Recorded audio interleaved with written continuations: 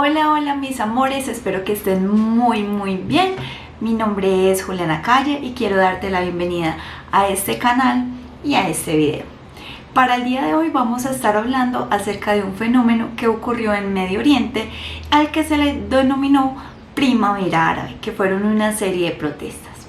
Pero antes de empezar a hablar de este episodio del siglo XXI, voy a contarles que este video lo van a poder encontrar en dos canales diferentes. En este caso lo van a poder encontrar en el canal de Soy Juli Calle, que es mi canal personal, pero también lo van a poder encontrar en el canal de Mosaico Estudio Cultural, ya que es otro proyecto personal que tengo donde me enfoco en hablar acerca de la cultura, la gastronomía y la danza de la India y el Medio Oriente. En este caso considero pues que el tema también aporta mucho a ese canal, por ende lo voy a estar subiendo en ambos canales. Listo, por si lo ves en Mosaico te invito a mi canal personal, y si lo ves en mi canal personal te invito a Mosaico. Listo, entonces por acá les voy a estar dejando las redes de ambas cositas, para que si estés en un lado, chismoses del otro y así, ¿cierto?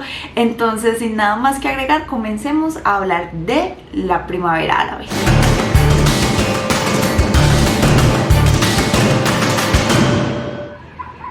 La Primavera Árabe fueron una serie de protestas que sucedieron entre el 17 de diciembre del 2010 hasta aproximadamente diciembre del 2012 en varios países árabes.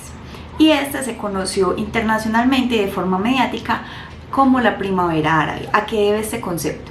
Pues bueno, básicamente es porque en la mayoría de estos países habían muchos regímenes de larga data, ¿cierto? Muchas personas, muchos dictadores que llevaban mucho tiempo en el poder, y a través de estas protestas que fueron como un efecto dominó por todo el mundo árabe, muchos de esos regímenes cayeron, ¿cierto? Entonces este se ve como un renacer hoy, por tanto pues como una primavera de estos estados árabes. El origen de las protestas se dio en el país de Túnez. Sin embargo, poco a poco cada uno de los países árabes se fue sumando con sus propias peticiones a sus gobiernos en específico, hasta que se fue dando todo un efecto dominó, como les estaba contando anteriormente. Así que les voy a dar una lista de los países donde se dio estas protestas, en unos en gran medida y otros en menor medida, y más adelante vamos a contarles un poco más acerca de los casos más relevantes. Entonces vamos a empezar diciendo que la Primavera Árabe se dio en países como Líbano, Kuwait, Sudán, Jordania, Siria, Egipto, Irak, Marruecos, Palestina, Bahrein, Túnez, que es donde inicia, Libia, Yemen, Sahara Occidental y Argelia. Aunque en este caso, en este video nos vamos a enfocar en 4 casos específicos que fueron como los más sonados o los más relevantes en cuanto a el asunto de las primaveras árabes. Entonces en este video vamos a abarcar lo que fue Túnez, que es el inicio de las protestas de la Primavera Árabe. Vamos a hablar del caso de Egipto, de Libia y de Siria, que son como los casos más sonados, aunque también hubo muchos cambios en otros países debido pues a estas protestas, y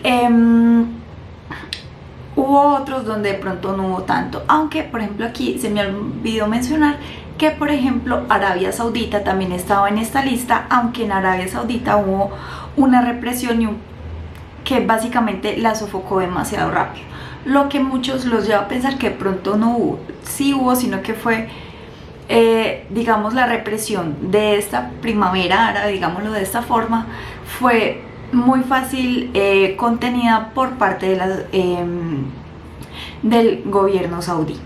Entonces bueno, vamos a empezar a hablar acerca de el caso de Túnez. Túnez es el origen de toda esta primavera árabe. El día 17 de diciembre del 2010 un joven tunecino de 26 años llamado Mohamed Bouazizi decide inmolarse al frente de los edificios administrativos de su ciudad y decide tomar esta medida desesperada debido a que las autoridades tunecinas habían confiscado su carrito de frutas, que era la única herramienta que él tenía para subsistir económicamente y poder subsistir él y toda su familia.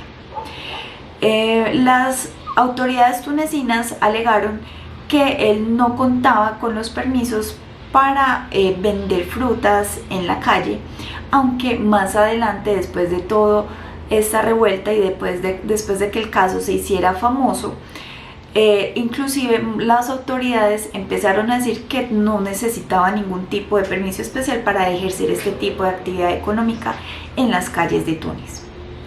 Él, antes de llegar a esa medida desesperada, ya había intentado por todos los medios hablar con las autoridades locales y siempre le eran negadas las citas o los requerimientos que él decía para poder seguir usando su carrito de frutas como medio económico.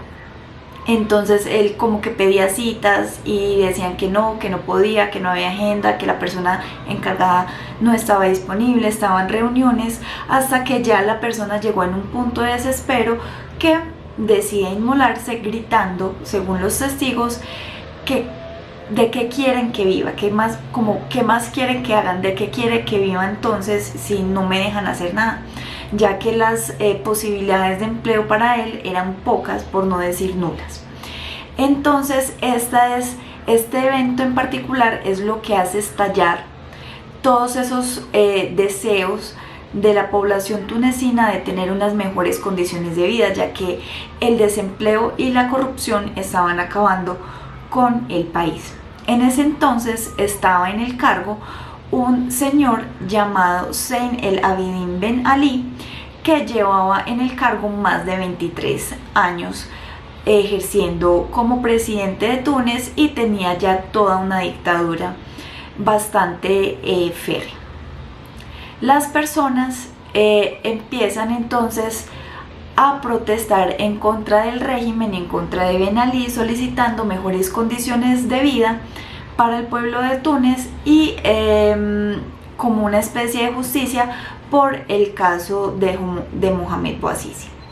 Inclusive Ben Ali tuvo como un momento extraño donde él va donde el joven, que estaba en esos momentos en cuidados intensivos por la severidad de sus heridas, y se toma una foto con él e inclusive le dice a su familia que lo va a enviar a Europa para un tratamiento más adecuado de sus heridas. Sin embargo, esto nunca pasa y las personas hacen mayor y mayor presión con el pasar de los días para que esta persona, en este caso Ben Ali, dimita del cargo. Él, a los pocos días de morir Bouazizi por la gravedad de sus heridas, decide dimitir y huye hacia Arabia Saudita como un exiliado político.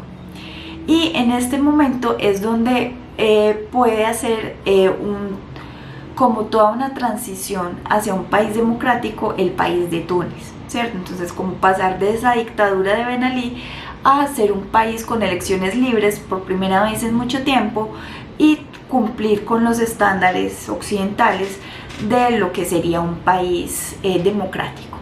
En este caso de Túnez podríamos decir que es el único caso que fue exitoso en medio de la primavera árabe y fue el único que pudo lograr tener un estado más democrático y mejorar sus condiciones de vida.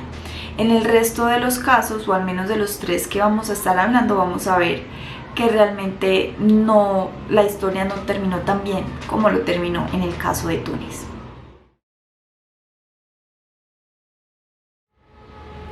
En el caso de Egipto, las protestas comienzan el 23 de enero del 2011 y en estas el pueblo egipcio estaba peleando o protestando en contra del régimen del señor Hosni Mubarak. Este llevaba más o menos 30 años en el cargo y estaba asumiendo una dictadura bastante represiva en contra del pueblo egipcio. En este caso, las personas deciden manifestarse en la Plaza Tahrir del Cairo, que significa la Plaza de la Liberación en árabe. Y allí es donde se empieza a hacer el epicentro de estas protestas, que tuvieron un aproximado de 18 días de duración. Durante estos 18 días las protestas fueron bastante fuertes y tuvieron una respuesta bastante represiva por parte del régimen de Mubarak. Tanto así que el régimen llegó a cortar el internet en todo el país, ya que esta era la herramienta principal de los manifestantes para convocarse, pero aún así el pueblo se las ingenió para seguir organizándose y seguir protestando en contra del régimen. Una vez fue derrocado Hosni Mubarak, ya que fueron exitosas en este caso las protestas por parte del pueblo egipcio, se llaman a elecciones libres y queda en el cargo de presidente un señor llamado Mohamed Morsi. Él hacía parte de un partido político llamado los Hermanos Musulmanes, y la bandera como de su partido y de su gobierno era islamizar aún más el país. En este caso, él empieza a tomar una serie de medidas bastante islámicas, por decirlo de alguna forma, donde empieza a involucrar la ley de la Sharia en los manejos estatales y se empiezan a dar una serie de medidas que iban como en contravía a ese progreso buscado por el pueblo egipcio. Esto hace que las personas entren nuevamente en un descontento, lo que hace que la cúpula militar de Egipto decida hacer un golpe de estado el día 3 de julio del 2013 y derrocar a Mohamed Morsi, y en este caso se instaura una dictadura militar al frente del señor Abdul Fattah al-Sisi, que de hecho es el presidente actual de Egipto. Por tanto, ellos, en el caso de Egipto, lo que sucede es que efectivamente derrocaron el régimen de Hosni Mubarak, pasaron por un proceso de elecciones libres en el cual quedó un gobierno con un corte islámico radical, como lo suelen denominar muchos medios internacionales, y por último vivir e instalarse en una dictadura militar debido a toda la inestabilidad política que ha tenido Egipto en los últimos años. Entonces salieron de una dictadura para meterse en otra. Por eso, en el caso de Egipto, hablamos que no fue tan exitoso el proceso de la primavera árabe. De hecho, muchos analistas políticos y personas de Egipto dicen que inclusive para la población civil se está viviendo con unas condiciones aún más difíciles de cuando se vivía en la época del régimen de Hosni Mubarak.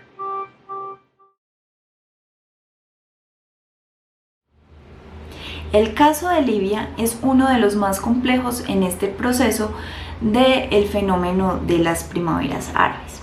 En este caso, en Libia empiezan las protestas entre enero y febrero del 2011 en contra de la dictadura de Muammar al-Gaddafi, quien llevaba 42 años en el poder en Libia.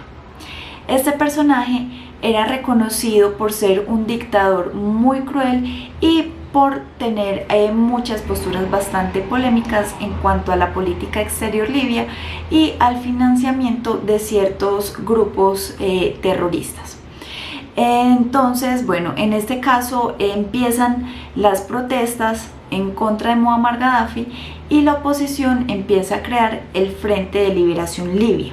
¿Sí? Entonces empieza a generarse una guerra de guerrillas. Por lo tanto, se empieza a hablar de una guerra civil. Esta es la primera guerra civil que sale de este proceso de las primaveras árabes. Este Frente de Liberación Libia empieza a tener apoyo por parte de la OTAN y otros países de Occidente. ellos empiezan a tomarse lentamente partes del territorio libio y están en constante lucha con las fuerzas militares del régimen. Entonces comienzan primero atrapando o conquistando la ciudad de Bengasi, y esto les da como una fortaleza de empezar a controlar territorio libio. Es muy importante que conozcamos acá que gran parte del éxito que tienen los rebeldes o los opositores del régimen es el gran apoyo financiero y político que tienen de organismos internacionales, como en este caso lo es la OTAN, que apoyó a los rebeldes con bombardeos en contra de los objetivos militares del régimen. Con el pasar del tiempo ellos van ganando más y más y más terreno hasta que llegan hasta la capital de Libia, que en este caso es Trípoli, y se hacen al control de toda la ciudad. En este caso ya Muammar Gaddafi se da cuenta que el país se le salió de las manos, que es algo que no puede controlar más, y decide huir. En esta huida él es encontrado escondido en medio como de unas alcantarillas por los de la oposición, por el Frente de Liberación Libia, y sufre de una ejecución extrajudicial. En este caso se dice que la guerra civil en Libia termina con la muerte de Muammar al-Gaddafi. Sin embargo, el país queda en un estado de destrozo y desolación totales. En este caso, inclusive hoy en día, se dice que Libia es un estado fallido debido a toda esta inestabilidad política que sufrió después de toda esta guerra civil que surge debido a este proceso de protestas de la primavera árabe.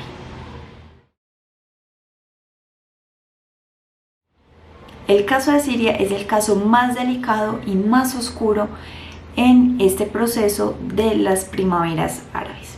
Aquí se formó una guerra civil que inclusive hasta la grabación de este video no tiene solución final. Es una guerra civil que lamentablemente sigue en curso. Entonces vamos a ver qué fue lo que pasó. El proceso de Siria podríamos decir que tiene ciertas similitudes con el proceso libio. Aquí empiezan las protestas en contra del gobierno del señor Bashar al-Assad, que actualmente es el presidente sirio. Empiezan a haber una serie de protestas en contra de su gobierno, y los opositores también deciden crear un grupo armado llamado el Ejército Libre de Siria. Nuevamente empieza una guerra de guerrillas por el control territorial del país. Los rebeldes en este caso también empiezan a tener apoyo internacional por parte de muchos países de Occidente que también desean que este gobierno de Bashar al-Assad sea derrocado. Y por el lado de Bashar al-Assad también tiene muchos países que lo apoyan, como lo es el caso de Rusia y China. Los rebeldes empiezan a controlar la parte norte del país. Sin embargo, hasta la fecha no hay una resolución del conflicto, como les había contado anteriormente, y lo que está sucediendo es que el panorama o el mapa de Siria está parchado, ¿cierto? Entonces podemos ver que hay algunas zonas que están totalmente controladas por los rebeldes y otras que están controladas por las fuerzas militares del régimen de Bashar al-Assad. Y a esto se le suma que más adelante, a mediados del 2014, empieza a entrar un tercer contendiente, que es el grupo terrorista Estado Islámico, que empieza a tener operaciones también en Siria. Esto lo que ha creado es una guerra civil sin fin, que ha provocado una de las peores catástrofes humanitarias que ha vivido el mundo árabe, y es la peor catástrofe humanitaria que se ha tenido en el siglo XXI, con una cantidad de refugiados sirios alrededor del mundo, especialmente en Turquía como su principal receptor, y alrededor de otros países árabes. Entonces, digamos que este es el más duro, como les estaba contando, debido a que primero todavía es un conflicto que está en curso y que tiene una cantidad de situaciones complejas, como lo es el éxodo masivo de refugiados sirios, ya que la población civil es la que ha quedado en medio. Esto también ha provocado un daño total en la infraestructura del país.